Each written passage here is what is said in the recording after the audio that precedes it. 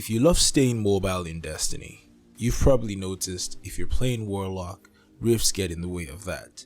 Not only do you need to stop to be able to put the rift in a spot that you want it, you also need to wait for that placing animation to happen to be able to get a benefit from it. Well, with this build, instead of you doing all that, we're just going to be able to put our rifts in the places where we want them to work for us.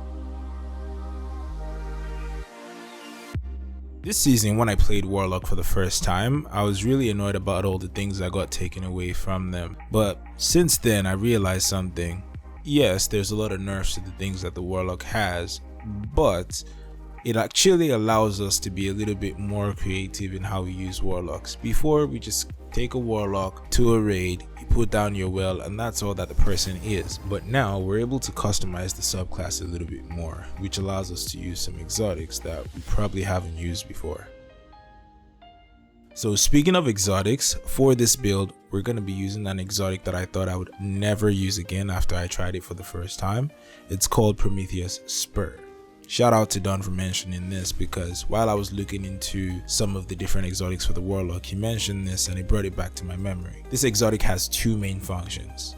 Super kills make combo rifts at the location of the kills. I called it combo rifts because it's both a healing and an empowering rift. The second part to it is solar kills make combo rifts at the location you kill an enemy and consumes your rift energy.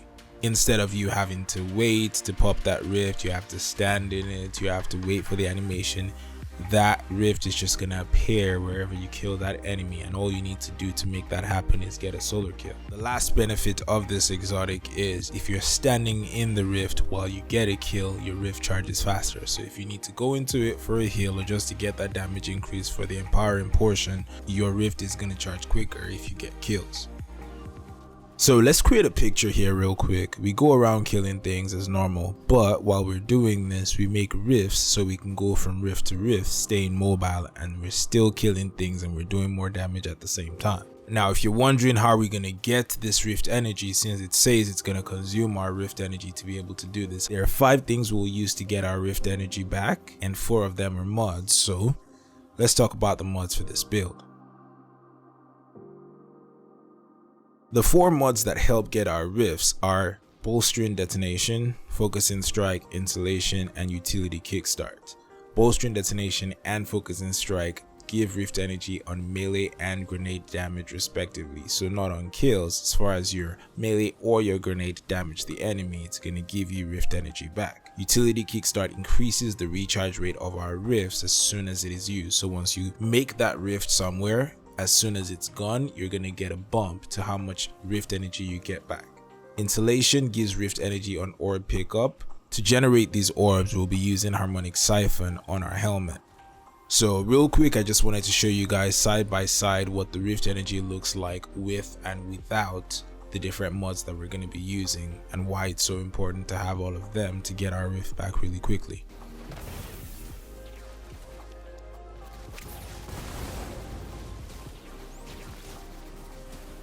For the combat style mods, we're gonna run our slaying setup. So we'll start with melee well maker. This helps us generate wells when we get melee kills.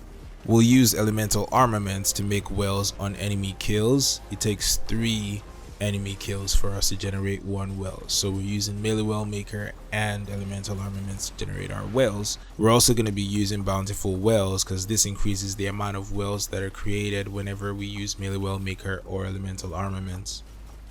So that's how we make the wells. What are we going to use the wells for? We're going to use it for 2 things. First one is going to be Well of Life, which gives constant health regeneration whenever you pick it up. We used this in one of our previous builds, and we'll be using Font of Might to increase our weapon damage.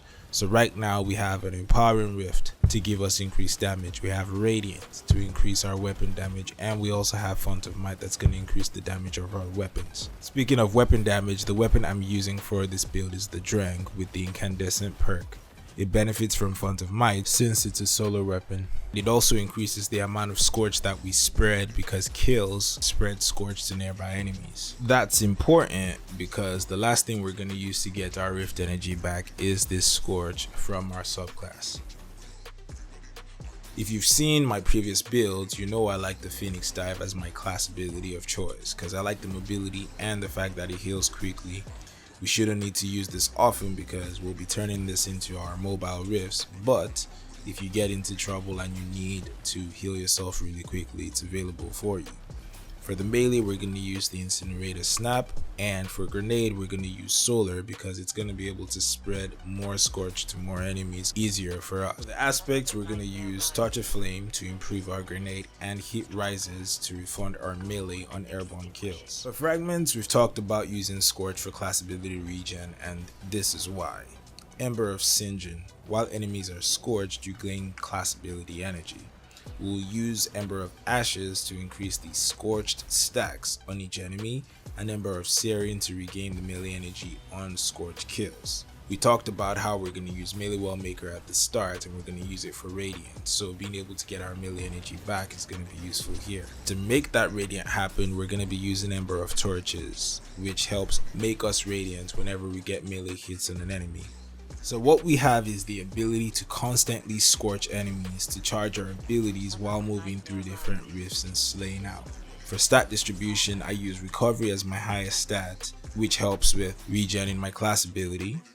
Then I also run High Discipline to get my grenade, which allows us to spread more scorch, and then I run as much resilience as possible to help with survivability as I'm moving around. So my people, that's another take on a niche exotic for the Warlock. My Warlock's been getting a lot of love lately because, like I said before, you pretty much have to get creative to enjoy using this subclass. If you enjoyed the video, don't forget to leave a like. I'll catch you guys in the next one. Peace.